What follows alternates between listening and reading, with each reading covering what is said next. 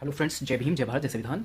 भीम संसद पर चर्चा करेंगे। कारण है कि राष्ट्रीय स्तर पर लाखों संगठन होने के बावजूद हम कितना कामयाब हैं और किस स्तर पर हैं। वैसे आमतौर पर देखने में यह आ रहा है कि हमारा सभी क्षेत्रों में देश के कोने कोने में इतनी तादाद में हम लोग हैं, लाखों संगठन में हैं, लेकिन बावजूद उसके पतन होता हुआ नजर आ रहा है। ऐसे में भीम संसद की आवश्यकता आन पड़ी है। मामले पर अधिक प्रकाश डालेंगे जय भगवान जाटव जी, माननीय जय भगवान जाटव जी। जी सर। एंटी क्राइम न्यूज का शुक्रगुजार हूँ जी, कि वो समय समय पर समाज की समस्याएं उठा रहा है और लोगों तक पहुंचा रहा है। तो नंद किशोर जी, आपने जो ये भीम संसद की बात रखी है, कि भीम संसद का मामला बहुत बड़ा गंभीर मामला है। जी जनाब। आज देश के अंदर हमारे समाज के, दलित समाज के, SC ST वर्गों के हजारों नहीं लाखों संगठन इस देश के अंदर है, पर कोई भी संगठन ऐसा अपने आप को साबित नहीं कर पाया कि उसने कोई ऐसा काम किया हो जो उल्लेखनीय हो। समस्याएं इतनी ज्यादा हैं और बड़ी बड़ी हैं जो राष्ट्रीय स्तर की हैं। जब तक उन समस्याओं को पूरा समाज मिल बैठ करके उसका समाधान नहीं सोचेगा, तब तक मामला बनने वाला नहीं है। सरकार, हमारी आबादी 30% के लगभग इस देश में है, लेकिन हमारी जो अप्रोच है, जो हमारा कार्यक्रम है, जो हमारा काम करने का ढंग है, वो इतना बेकारा साबित हो रहा है। क्योंकि हम लोग अपनी अपनी जगह बैठे अपनी अपनी बातें करते हैं, चिल्लाते हैं, बात सब जायज करते हैं।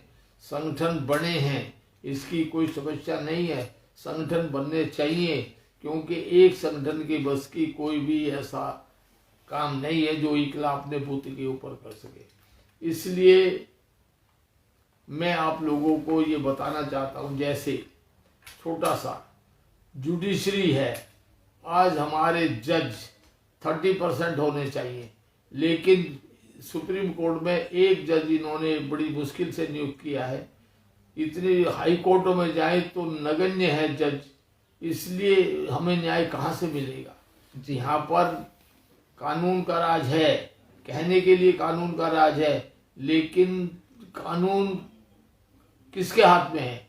कानून उन्हीं के हाथ में है जो हमें सताते हैं, जिनका वर्ग, जिनका समाज हमारे साथ जुल्म ज्यादती करता है। आपने अभी देखा होगा कितने ही कांड होते रहते हैं, विभत्स अत्याचार होते रहते हैं, कितने नहीं हुए। सब जगह हर साल अत्याचारों की भरमार है, लेकिन सजा किसी को भी नहीं होती। कारण उसका यही है कि हमारे जज ऊपर नहीं बैठे। जो लोग जज बैठे हैं, उन्हीं के परिवार, उन्हीं का वर्ग, उन्हीं का समाज अत्याचार करता है और फैसला भी वही सुनाते हैं। जब फैसला भी वही अत्याचारी ही सुनाएंगे जी, तो फैसले में न्याय कैसे मिलेगा? न्याय नहीं है। तो इसलिए जरूरी है कि सुप्रीम कोर्ट में हो या हाई कोर्ट हो या नीचे के जज हो, सभी में हमारा प्रतिनिधित्व हमारी आबादी के हिसाब से होना ही चाहिए, तभी कुछ बात बनती है। इसी तरह से OBC है, OBC की जनसंख्या मोटे मोटे तौर पर यदि गिनी जाए तो 52% मानी जाती है। 52% में उनका जज भी OBC के यदि उसमें ढूंढे तो आपको शायद ही कोई जज मिलेगा, कोई जज नहीं होता। इस देश में जितने जज हैं सब स्वर्ण जाति के हैं, सब बढ़िया ब्राह्मण है, सब दूसरे ही लोग हैं, और वे लोग हम लोगों को कोई न्याय आज तक नहीं दे पाए किसी भी अत्याचार में। जबकि इतने भयंकर अत्याचार हो चुके, किसी भी ऐसे कांड में कोई भी किसी आदमी को फांसी की सजा नहीं मिली। उसका कारण यही है क्योंकि वे लोग हमें कीड़े मकोड़े से ज्यादा नहीं समझते, और हम लोग आपस में ये समझ बैठे हैं कि हमसे बड़ा कोई नहीं। समस्या यहाँ खड़ी हुई है, वो हमें कीड़े मकोड़े समझते हैं और हम अपने आप को तीर मार खा समझते हैं, जबकि हम लोग तीर मार खा हो सकते हैं। हमारी ताकत इससे कम नहीं, हम किसी से किसी भी स्तर पर कम नहीं है, लेकिन हमने टुकड़ों में बट करके अपने आप को बर्बाद कर रखा है। इसके लिए हर आदमी के अंदर अहम, मैं ही हूँ, मेरा ही संगठन है, मेरे से बड़ा कोई नहीं, ये दिमाग में लोगों के बैठ गया है। हम लोग कहते हैं ठीक है आप ही हो, आप अपने अहम को भी बनाए रखो और अपने, लेकिन कुछ हमारी समस्याएं ऐसी हैं जो राष्ट्रीय स्तर की है, जैसे एट्रोसिटीज एक्ट का पूरी तरह से लागू ना होना, समाज जजमेंट कोई प्रॉपर नहीं आना, बजट इस देश में दिया जाता है, बजट के लिए एक कानून बनना था कि आबादी के हिसाब से हमारा प्लान बजट में पैसा मिलेगा, वो हमें नहीं मिलता। हमारे लिए एजुकेशन का मामला था, हमारे लिए एजुकेशन के सेंटर दूसरे हैं और उनके लिए प्राइवेट पब्लिक स्कूल हैं। मैंने कितनी लड़ाई लड़ने के बाद गवर्नमेंट के ऊपर इतना दबाव बना करके करा दिया। अब ये हमारे लोगों, किसी को देश में पता ही नहीं है। जी बिल्कुल। देश का कोई आदमी नहीं जानता कि जो आपने प्राइवेट पब्लिक स्कूल में अपने बच्चे पढ़ाए हैं या पढ़ा रहे हैं, पढ़ रहे हैं, उन बच्चों की फीस रियम्बर्स होती है। जितनी भी फीस आपने प्राइवेट पब्लिक स्कूल में या किसी भी हायर एजुकेशन में अदा की है, वो फीस यदि रिकॉग्नाइज इंस्टीट्यूशन में हुआ है, उसको मान्यता प्राप्त इंस्टीट्यूशन है, उसमें आपने कोई भी एजुकेशन ली है, तो उसकी फीस वहाँ की सरकार रियम्बर्स करेगी। वो बाउंड है इस बात के लिए कि वो सरकार दे। दिल्ली के अंतर्गत जो भी बच्चे पढ़ते हैं, अभी 31 मार्च तक की तारीख है, जिस लोगों ने पिछले साल जो भी फीस अदा की है बच्चे की, वो सारी फीस 100% वापस होगी, बशर्ते कि वो उसकी रसीद ले करके और बच्चे का पूरे पर्टिकुलर ले करके ऑनलाइन अप्लाई करें, और यदि नहीं तो ऑफलाइन भी जा सकते हैं, लेकिन ऑनलाइन भी अप्लाई करेंगे तो भी वो फीस आपके ऑनलाइन ही अकाउंट में ट्रांसफर हो जाएगी। हाँ, ऑनलाइन ही पैसा आपका फिजिकली ये व्यक्तिगत तौर पर वहां नहीं जाने की जरूरत पड़ेगी। तो इसलिए बहुत क्या 99% लोगों को नहीं पता कि भाई जो हम बच्चों को फीस लगाते हैं प्राइवेट पब्लिक स्कूल में, वो रियम्बर्स होती है। तो मैं इस वीडियो के माध्यम से आप सब लोगों तक ये पहुंचा दे, बता दे कि आप कितने बढ़िया स्कूल में पढ़ाना है बच्चे को, पढ़ाइए। एक से एक इंग्लिश मीडियम में कहीं भी, चाहे वो सेंट मैरी हो, चाहे वो लॉस एंजल्स हो, चाहे किसी भी लेवल का कोई भी तरह का स्कूल हो, चाहे वो किसी भी संस्था द्वारा चलाया जा रहा हो, बढ़िया स्कूल यदि है और आपने अपने बच्चे को पढ़ाया है तो उसकी सारी फीस रियम्बर्स होगी। इसलिए लोग बाग बड़े स्कूलों में दाखिला दिलाने में बड़ी कोताही करते हैं। इसलिए ये भी जरूरी है कि वो लोगों को ये पता हो कि ये फीस रियम्बर्स होती है। मेरे समाज के लोगों को पूरे देश में किसी को इस बारे में बिल्कुल पता नहीं है। तो मैं ये जानकारी इसलिए दे रहा हूँ कि जो लोग अपने बच्चों को अच्छे स्कूल में पढ़ाना चाहते हैं, वो अच्छे से अच्छे स्कूल में, बढ़िया से बढ़िया स्कूल में अपने बच्चे को पढ़ाएं। उसकी सारी फीस वहाँ की स्टेट गवर्नमेंट रियम्बर्स करेगी, हर हालत में करेगी। नंबर 2 मैं ये बताना चाहता था कि जो इंस्टीट्यूट माइनॉरिटी के हैं, माइनॉरिटी इंस्टीट्यूशंस हैं, वो माइनॉरिटी इंस्टीट्यूशन में आज तक हमारा आरक्षण लागू नहीं है। उनको 31 के अंतर्गत छूट दे रखी है। मेरा ये कहना है जिनको ग्रांटेड एड मिलती है, माइनॉरिटी इंस्टीट्यूशन हैं, भले ही माइनॉरिटी इंस्टीट्यूशन है, पर उनको रिजर्वेशन देना पड़ेगा। एडेड स्कूल जितने भी हैं उसके स्टाफ में भी आरक्षण है और उनमें बच्चे भी दाखिला हमारे आरक्षण के हिसाब से देना ही होगा।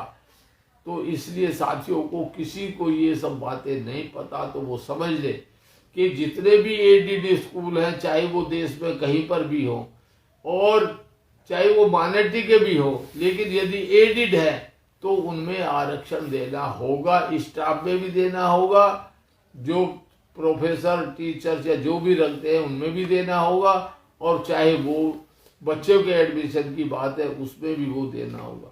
नंबर 2 जो मैं बात कर रहा था, वो बात कर रहा EWS। इकोनॉमिक वीकर सेक्शन के लिए भी 25% का आरक्षण सभी को देना होगा। जितने भी प्राइवेट पब्लिक स्कूल हैं उन सबको 25% बच्चे मुफ्त पढ़ाने होंगे हर स्कूल में, चाहे वो कितने ही लेवल का, किसी तरह का, किसी भी संस्था का इंस्टीट्यूशन हो। 25% बच्चे EWS के अंतर्गत अप्लाई करते हैं, करना चाहिए। लेकिन हमारे लोगों को भी ये नहीं मालूम कि उसके अंतर्गत हमारे बच्चों के लिए खुला रास्ता है।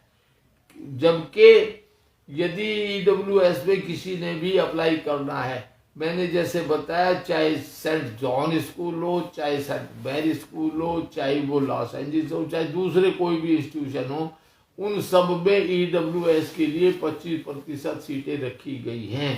उसमें EWS के अंतर्गत उसका फायदा, जो जनरल कैटेगरी के कार चला के जाते हैं, टेलीफोन कान के लगा है, 20-20, 30-30, 1.5 लाख रुपए का फोन लगा के जाते हैं, वो कहते हैं हम EWS के, वो सीटें खा जाते हैं। वो सीटों की उनकी कंप्लेंट करनी चाहिए कि ये EWS के आदमी नहीं है। EWS का आदमी वो है जिसकी आमदनी 1 लाख रुपए साल से ज्यादा ना हो, वो लोग उसमें दाखिला ले सकते हैं। लेकिन इसके अंतर्गत जब ये कानून बना, मेरा इंटरफेरेंस बहुत ज्यादा था और मैंने उस समय इसमें जब बना तो मैंने ये इनकम क्राइटेरिया उसमें हटा दिया था और शेड्यूल कास्ट का कोई भी बच्चा EWS के अंतर्गत अप्लाई कर सकता है। बल्कि 25% सीट में से 20% सीट शेड्यूल कास्ट के बच्चे ले सकते हैं। लेकिन हमारे लोग अप्लाई नहीं करते, उनको मालूम ही नहीं है कि उनके लिए इनकम क्राइटेरिया नहीं है। चाहे उसकी आमदनी 1 लाख रुपए महीना भी हो, 2 लाख रुपए महीना भी हो, 10 लाख रुपए महीना भी हो, तो भी वो EWS में अप्लाई कर सकता है। ये नहीं मालूम, इसलिए मेरे समाज के सब साथी ये सुन ले, जो भी दलित भाई है, SC ST वर्ग के लोग हैं, डिसएडवांटेज ग्रुप के लोग हैं, वो कैटेगरी 2 में आते हैं। कैटेगरी 2 के लिए SC ST वर्गों के लिए कोई इनकम क्राइटेरिया नहीं है। कोई कितने भी आमदनी वाला हो वो हमेशा डिसएडवांटेज ग्रुप का आदमी रहेगा। उसके लिए इनकम सर्टिफिकेट बताना, दिखाना या लाना जरूरी नहीं है। वो अपना बिना सर्टिफिकेट के अपने बच्चे को एडमिशन कराए, उसके लिए कोई रोक टोक नहीं है। तो हम डिसएडवांटेज ग्रुप के आदमी हैं। हम लोगों के साथ हजारों साल से जुल्म ज्यादती हुई है। इसी को लेकर के देश जब आजाद हुआ, उसके बाबा साहब भी इस बात पर लड़े के गरीब आदमी। लेकिन आज की तारीख में हम लोगों को ये इनकम क्राइटेरिया सिर्फ एक EWS में खत्म हुआ है। बाकी केंद्र सरकार हो या राज्य सरकारें हो, सारे केंद्र सरकार के हिसाब से सब पर इनकम क्राइटेरिया लागू होता है, जो बिल्कुल गलत है। उसके लिए हम लोगों को जरूरत है एक संगठित होना। पूरे देश के जितने भी ऑर्गेनाइजेशन है सब मिलकर के यदि इकट्ठे हो जाए और ये बात रखें कि हमारे लिए इनकम क्राइटेरिया कम से कम 20 साल के लिए रोका जाए। जब देश आजाद हो रहा था, बाबा साहब से इन लोगों ने, जो इस देश के कर्णधार थे उस समय के, उन्होंने ये रिक्वेस्ट किया बाबा साहब को कि देश को आजाद हो जाने दो, क्योंकि अंग्रेजों ने देश को आजाद करने का सारी जिम्मेवारी बाबा साहब के ऊपर डाली हुई थी। क्योंकि बाबा साहब ने अंग्रेजों के सामने ये शर्त रख दी थी कि हमें इसी हालत में आजाद करोगे, ये लोग तो हमारे साथ जुल्म जाती है हजारों साल से करते हैं, ये हम लोग को न्याय देने वाले नहीं है। इसलिए उसी समय इन लोगों ने वायदा किया बाबा साहब के साथ कि भाई तुम देश को आजाद हो जाने दो और हम 10 साल के अंदर इन लोगों को जमीन बांटेंगे, एजुकेशन देंगे, इनके आर्थिक क्षेत्र के इंडस्ट्री खुलवाएंगे, सारे विकल्प खुले कर दिए और सब इतना हम लोग काम करेंगे, 10 साल में सामान्य वर्गों के बराबर आ जाएंगे। लेकिन क्या हुआ ये आप सब लोगों ने देखा। वो हुआ क्यों नहीं, इसके कारण ये थे बाबा साहब ने तो सब कुछ करके चले गए, लेकिन हम लोग, हमारा समाज सोता रहा और हमने इन बातों को जो बाबा साहब के साथ तय हुआ था, और वो चाहे कांग्रेस का जमाना रहा हो चाहे जिसका रहा हो, हमें जो भी डेवलपमेंट थोड़ा बहुत हुआ वो सरकारी नौकरियों में आरक्षण के साथ हुआ। जो आज की सरकारें उसको खत्म करने पे तुली है, सबको प्राइवेटाइजेशन में ले जा रही है, और प्राइवेटाइजेशन में कोई हमारे लिए निजीकरण लागू हो रहा है, बराबर हो रहा है, लेकिन उसमें हमारा बच्चा जाने के लिए तैयार नहीं। इससे बड़ा घपला और हो रहा है, आजकल संविधान आधार के ऊपर नौकरी दी जा रही है। संविधान आधार पर जो नौकरी दी जा रही है उसमें हमारे लोगों को एक तरफ निकाल देते हैं, और जो संविधान आधार पे भी दी जा रही है, पहले तो ये जो सिस्टम है ये पूरा गलत है। संविधान आधार पे क्यों नौकरी दी जाए, रेगुलर नौकरी देनी चाहिए। लेकिन इस देश में जो साजिश चल रही है उस साजिश को हमारे लोग पकड़ने के लिए तैयार नहीं है कि ये साजिश क्या है, क्यों हो रही है, क्या है। और संविधान आधार पर जो नौकरी जा रही है उनमें भी कोई आरक्षण लागू नहीं होता, उसमें हमारे बच्चे नहीं आते। अभी कहीं भी किसी ने भी 1200 बच्चे एक एक इंस्टीट्यूट में 1000, 1500, 1200, 300, 200, 800 ऐसे बच्चे बहुत हैं जो संविधान आधार के पर नौकरी, उन्हीं को वहां रेगुलर करने का सिस्टम बना दिया है। यदि रेगुलर होंगे तो वही लोग रेगुलर होंगे जो वहां काम कर रहे हैं, और उनमें तो शुल्काश का 1% भी बच्चा नहीं है। तो सब लोग चले गए तो वो लोग भी जो रखे गए संविधान आधार में वो भी हमारे चले गए। हम लोगों ने किसी भी संगठन ने इस बात पर दबाव नहीं डाला कि ये संविधान आधार पे भी यदि रख रहे हो तो इसमें भी रिजर्वेशन दीजिए। जब तक उसमें रिजर्वेशन नहीं देंगे तो रेगुलर करते टाइम हमारे बच्चे तो रेगुलर होंगे ही, तो हमारे बच्चे तो सड़कों पे धक्के खाते घूमते रहेंगे। इसलिए ऐसी बहुत सी बातें ये हैं। एजुकेशन का इन्होंने साजिश के तहत तय कर दिया कि इन लोगों को पढ़ने नहीं देना, पढ़ाई नाम की कोई चीज नहीं है। स्कूलों के अंदर आप 12th तक यदि बच्चे की फाउंडेशन मजबूत नहीं है तो बच्चा आगे बढ़ने में बहुत मुश्किल पैदा करता है, होती है उसके लिए मुश्किल। इसलिए एजुकेशन पे किसी आदमी ने, और कोई भी पार्टी के आज चुनाव हो रहे हैं या कहीं भी मैनिफेस्टो बनता है उसमें एजुकेशन नाम की कोई चीज नहीं रखता कि हम इन बच्चों को भी वही एजुकेशन देंगे जो प्राइवेट इंस्टीट्यूशन के लिए हमने अलाउ कर रखी है।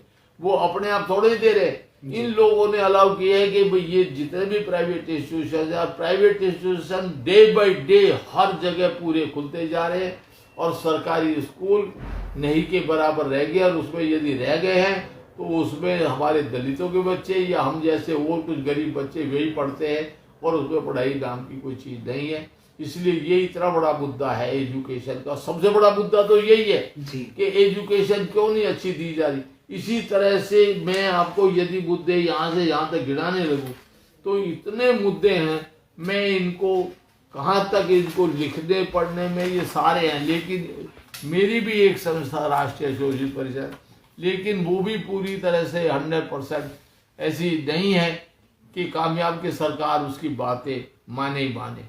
हम लोग हर स्तर पर इसकी लड़ाई लड़ रहे हैं। हमको मालूम है कि कौन सा मामला कहाँ, चाहे वो नेशनल कमीशन में हमने उठाया हुआ हो, चाहे हमने नीति आयोग में उठाया हो, चाहे मिनिस्ट्री ऑफ सोशल जस्टिस में उठा रखा हो, चाहे फाइनेंस मिनिस्ट्री में हो, सब जगह हमारी लड़ाई है।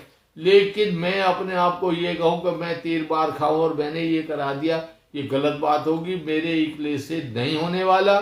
समस्याएं इतनी भयंकर है जिसका कि आपको पता अंदाजा ही नहीं है। और सबसे बड़े मैं दुख के साथ ये कह रहा हूँ, कोई बुरा माने वो उसकी मर्जी, लेकिन बुरा ना माने। मैं हाथ जोड़ करके कहना चाहता हूँ कि समाज के 95% आदमियों को समाज के बारे में काखा भी पता नहीं है, समस्याएं क्या हैं। मैं किसी आदमी को, जितने मेरे बड़े समाज के बुद्धिजीवी वर्ग जिनको बोलते हैं, काम करते घूमते हैं, यदि मैं उनको कहूँ, यदि मैं एक सवाल या एक वीडियो आप उनसे बनाइए, पूछिए कि यदि आपको कल प्रधानमंत्री बना दे तो आप क्या करेंगे, वो चार लाइनें नहीं बोल सकता, चार समस्याएं सुकाश नहीं बता सकता है कि हम इनका समाधान करेंगे। क्योंकि समस्याओं पे तो काम कोई करता ही नहीं, भाषण पे अब काम हो रहा है। भाषण खूब लंबे अच्छे दिए जा रहे हैं। आज जितने सांसद बैठे हैं, 131 सांसद लोकसभा में हैं जी, किसी भी आदमी को काखा गा नहीं पता। और हम उनके ऊपर आक्षेप ये लगाते हैं कि बोलते नहीं, संसद में कुछ करते नहीं। अरे करे तो जब उन्हें कुछ आता हो, उनके पास कुछ है ही नहीं मसाला, उनको जो मसाला है भी जिसके पास, वो आदमी मंत्री बनने के चक्कर में या दूसरे फायदों के चक्कर में रहता है, वो किसी तरह का सवाल उठाता है। मैं एक बात पूछता हूँ, लोकसभा में यदि जो मंत्री बनने की लाइन में है वो पार्टी के होंगे जिसकी सरकार है, यदि आज बीजेपी की सरकार, तो बीजेपी के एमपी हो ना बोले, वो तो उनकी फाउंडेशन हो सकती है कि मोदी उन्हें खा जाएगा, मोदी उन्हें खा जाएगा, लेकिन जो अपोजिशन के लीडर है, जो बहुजन समाज पार्टी के लीडर है, वो हैं एमपी हैं, जो समाजवादी पार्टी के एमपी हैं, जो दूसरी पार्टियों के एमसी है, और जो हर स्टेट से, चाहे साउथ स्टेट से आए हो, साउथ इंडिया से आए हो, लेकिन कोई भी आदमी पार्लियामेंट हाउस में बोलता नहीं है। बोलना उनकी मजबूरी नहीं है, लेकिन उनको यही नहीं पता क्या बोलना है, क्या समस्या है, उसका सॉल्यूशन क्या है। तो सबसे बड़ी समस्या ये है, हम लोग एमपीओ को जो बुरा भला कहते हैं वो गलत है। हम लोगों को पहले उन्हें ट्रेंड करना पड़ेगा, उनको समस्या बतानी पड़ेगी, फिर उनसे वो सवाल जवाब पार्लियामेंट हाउस में उठवाए जा सकते हैं। अब जब उन्हें ही नहीं पता, वो हमारी समस्या क्या उठाएंगे। मैंने कितने एमपीओ से मैं जाता हूँ, मिलता हूँ, वो लोगों को मेरा पेपर ये पढ़ने के बाद वो कहते हैं ये समस्या है, उनको किसी को भी नहीं मालूम क्या एट्रोसिटी क्या है, क्या समस्याएं क्या है। जब उनको मालूम होगा तभी तो हाउस में बोले। अब हाउस में बोल के हम लोग उनको समझाने की कोशिश करें, लेकिन मैं लिखा पढ़ी भी यहाँ करूँ, हाउस में के लिए एमपीओ को भी तैयार करूँ, इतना समय मेरे पास इकले के पास कहाँ हो सकता है। ये ग्रुप का काम है, ये एक संगठन का काम है, ये इकले दुकले आदमी के बस की नहीं है। मैं इकला सब जगह भाग के हार के आज मैं बूढ़ा हो गया हूँ, सवेरे से बैठता हूँ, रात के 10 बजे तक दफ्तर में 10:30 बजे उठता हूँ, तो मेरे पास समय का अभाव है और मैं वो सब की सब बातें नहीं ला सकता, नहीं उठा सकता। इसलिए जरूरी है कि हम लोग जितने संगठन के आदमी हैं, जितने हमारे समाज के बुद्धिजीवी हैं, हमारे कमी नहीं है, ना किसी संगठन की कमी है, ना बुद्धिजीवी वर्ग की कमी है, ना पढ़े लिखों की कमी है। प्रोफेसर हमारे हैं, डॉक्टर हमारे हैं, इंजीनियर हमारे, सबको एक से एक पढ़े, लेकिन समस्या क्या है, समस्या ये है कि सब बिखरे पड़े हैं जी। और सब लोग अपने अपने अपने अपने क्षेत्रों में अपना कुछ छोटा मोटा करते रहते हैं। जो कॉमन समस्याएं हैं, जो हमने कभी कॉमन प्लेटफॉर्म नहीं बनाया, ना हमने कभी इसकी कोशिश की कि हम सब लोग इकट्ठे होकर के बैठ के इनके ऊपर चर्चा करें। हमने इसीलिए ये तय किया, एक सेशन हम 2 साल पहले हो चुका, कोरोना की वजह से कोई हम लोगों को नहीं बुला सके, ब्रेकडाउन दोबारा बीच में कोई मीटिंग नहीं हो सकी, इसलिए समस्याएं वहीं की वहीं उलझी पड़ी हैं। मैं जितने भी संगठन हैं, कोई संगठन बड़ा नहीं, कोई संगठन छोटा नहीं, सब बराबर के संगठन हैं, लेकिन अहम के कारण वो मामला सारा बिगड़ा हुआ है। इसीलिए भीम संसद बनाई गई है। भीम संसद का गठन इसलिए हुआ है कि हम एक कॉमन प्लेटफॉर्म से, एक इकट्ठे प्लेटफॉर्म पे सब समस्याओं का चर्चा करें, उसके ऊपर विचार करें, उसका समाधान ढूंढे और सरकार पर दबाव बनाए।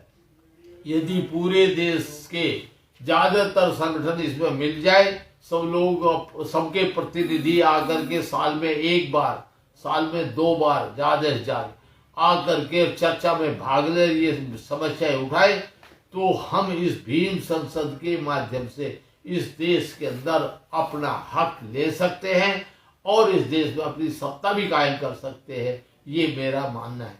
इसलिए जरूरी है कि भीम संसद के सभी सदस्य बने, जो लोग, और वो लोग किसी हमारी राष्ट्रीय शोषित परिषद है तो वे उसके नीचे काम नहीं करेंगे, ना उनका किसी तरह का कोई दबाव होगा। राष्ट्रीय शोषित परिषद का कोई दबाव नहीं, ना राष्ट्रीय शोषित परिषद का उसमें कोई पदाधिकारी पद पर आसीन होगा। वो पद जो भीम संसद है उसमें सब लोग बराबर के होंगे, सब लोग बराबर के हकदार होंगे, बराबर के सबके पद होंगे, कोई छोटा नहीं बड़ा नहीं।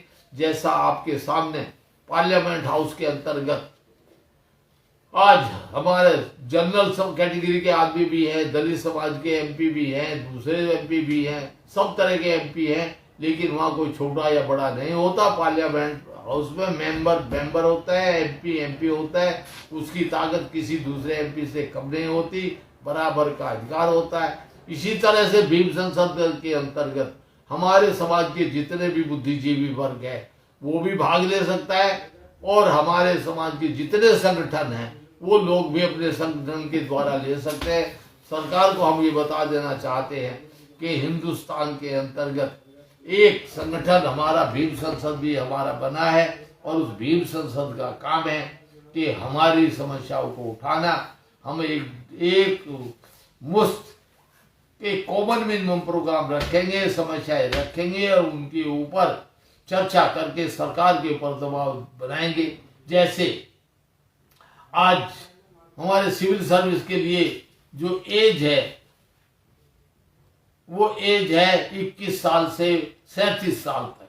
हमारे बच्चे जो सेलेक्ट हो रहे हैं, जो सेलेक्ट करते हैं, वो हमारा 22 साल का बच्चा नहीं करेंगे, 24 साल का नहीं करेंगे, वो करेंगे 32 साल का बच्चा।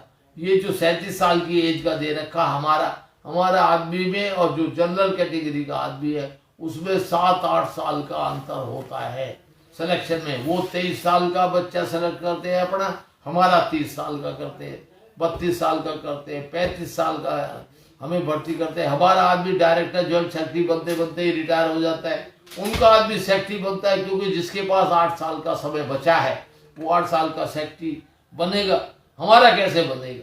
इसलिए जो हम लोग को ये बेनिफिट दे रखा है ये एक साजिश के तहत है। हमें इतना बेनिफिट नहीं चाहिए, हमें भी 28 साल या 30 साल का समय चाहिए। हमें चांस कम नहीं कराने, लेकिन एज कम करानी है। हमारी सरकार से मांग है कि पूरे देश में हर सर्विस के लिए हमारी एज 28 साल की जाए। उन्होंने अपनी जो एज रखनी है रखे, बैकवर्ड क्लास की भी 28 साल 30 साल दो ही ग्रुप रखने चाहिए। इससे ज्यादा की यदि एज वो रखते हैं और अपनी एज के बच्चों को वो यदि सिलेक्ट करते हैं, क्योंकि सिलेक्ट करने में उन्हीं का मेन रोल होता है। इसलिए मेरा अपने समाज से अनुरोध है कि इसके बारे में भी सरकार को सब लोग पत्र लिखें, और जब हमारा ये भीम संसद का सेशन हम लोग जल्दी 2 महीने के अंदर ये सेशन होने वाला है, मेरा सभी लोगों से अनुरोध है, क्योंकि जो समस्याएं हैं वो समस्याएं इतनी जटिल है। अभी आपको मैंने ये बताया, अभी हम लोगों ने पूरी ताकत लगा करके कहा था कि जो हम लोगों को फंड मिलता है, जो हमारा फंड है वो हमारी आबादी के अनुपात में मिले। प्लान बजट से जो पैसा मिले वो हमें नहीं मिलता, उसको पूरा लेना है।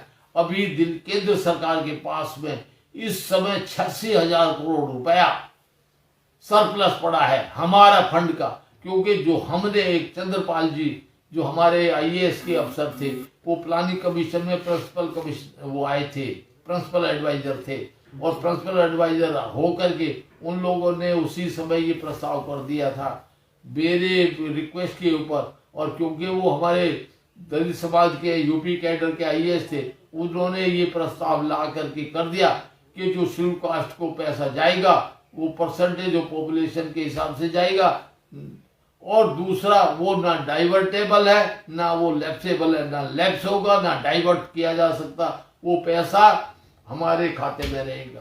आज मैं अपने पूरे देश के लोगों को बता देना चाहता हूँ, वो नोट कर ले, इस समय हमारा 86,000 करोड़ रुपया, ये 2005 में लागू हुआ था, 2005 से आज तक का हमारा 86,000 करोड़ रुपया, जबकि वो ना डाइवर्ट हो सकता है ना लैप्स हो सकता है, तो वो जमा हो गया है। उस 86,000 करोड़ रुपए का हमें सही सदुपयोग कराना है। उसके लिए अभी मीटिंग हो रही है प्लानिंग कमीशन में, नीति आयोग में कमीशन में मीटिंग हो रही है। उस मीटिंग में हम लोग जाने वाले हैं, हमने प्रस्ताव रख रहे हैं। आप उसको यदि उचित समय बताएं, यदि किसी को ऑब्जेक्शन है तो भी बताएं।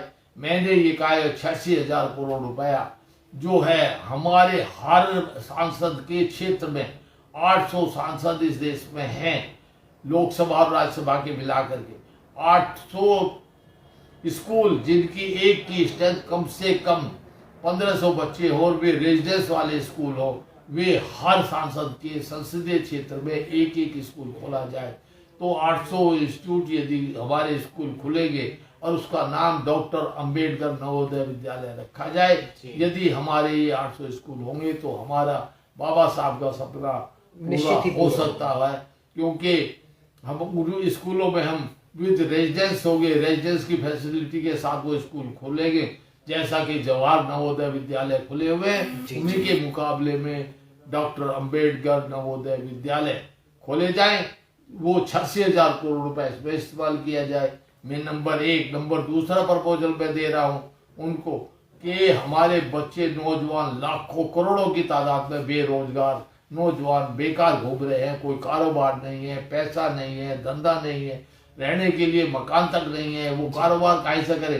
तो मैंने उनको सलाह दी है कि सरकार उनको हर राजधानी में, देश की हर राजधानी में सबसे पहले कम से कम एक इंडस्ट्रियल प्लॉट, एक एरिया, इंडस्ट्रियल एरिया डेवलप करे, उसमें एक प्लॉट हर आदमी को दिया जाए।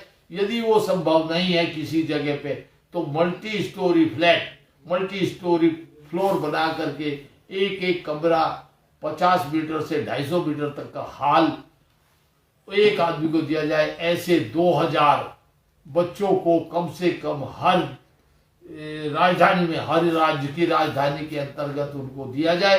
यदि हर राज्य की राजधानी में 1-2 हजार बच्चे हमारे बिजनेस में आएंगे, उनको फंड दिया जाए, विदाउट कोलेटरल गारंटी उनको लोन दिया जाए, ऋण दिया जाए और उनके ऊपर उनको 25% की सब्सिडी दी जाए। ये हमारी मांग रहेगी और हम ये पैसा 86,000 करोड़ रुपया इसके ऊपर अभी लगवाने का सरकार पर दबाव बढ़ा रहे हैं। आप सब लोग जितने भी मेरे समाज के बुद्धिजीवी वर्ग है, जितने भी संस्थाएं हैं, वो सब लोगों को ये पहुंचाए और जो हमने बात 2 रखने जा रहे हैं वो भी हो। ये सारी बातें हम संसद में रखेंगे, वहां से अप्रूवल के बाद हम सरकार पर दबाव बढ़ाएंगे। जो पैसा फंड है, एक हमारा एक्ट नहीं बना है, इस फंड का 3-4 स्टेटों ने सिर्फ एक्ट बनाया है। कर्नाटक ने बनाया है, आंध्र प्रदेश ने बनाया, उत्तराखंड ने बनाया।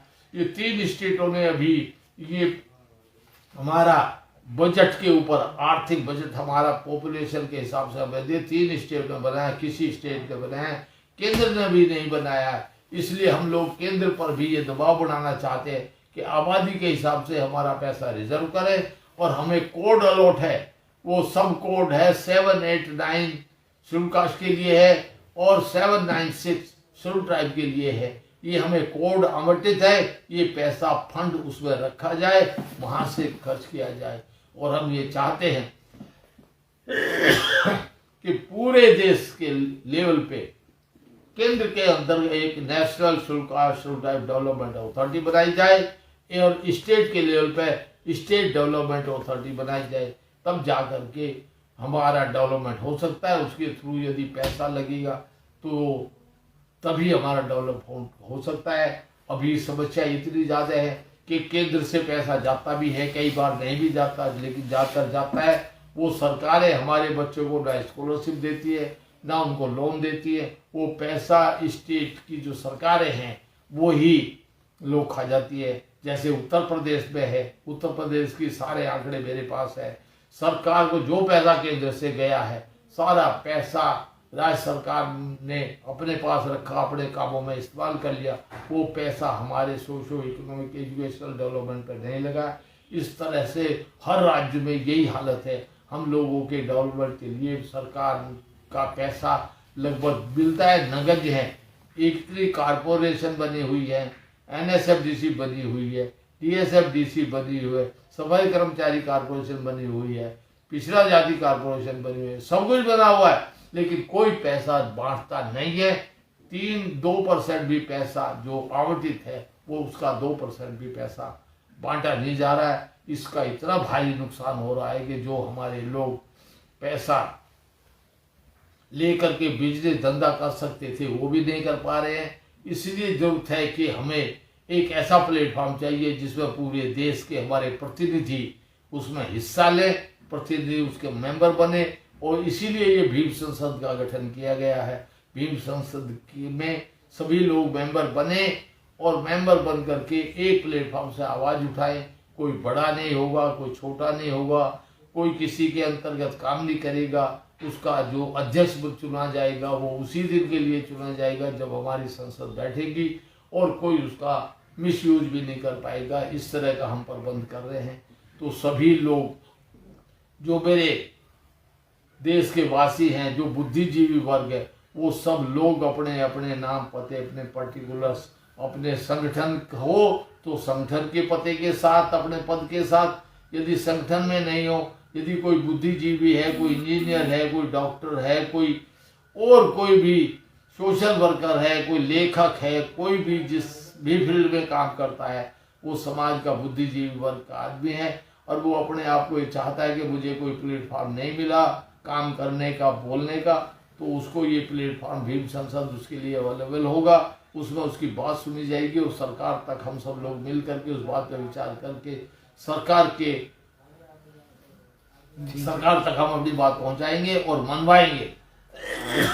इसलिए मेरे सब साथियों को मेरा यह अनुरोध है कि मैं ये कैसे भेज रहा हूँ। मैं अपना फोन नंबर भी आपको लिखा रहा हूँ, ये नोट कर लें जी। 9810634677 ये मेरा नंबर है। और मेरे नीचे इस पे दिया ईमेल भी लिखा जाएगा।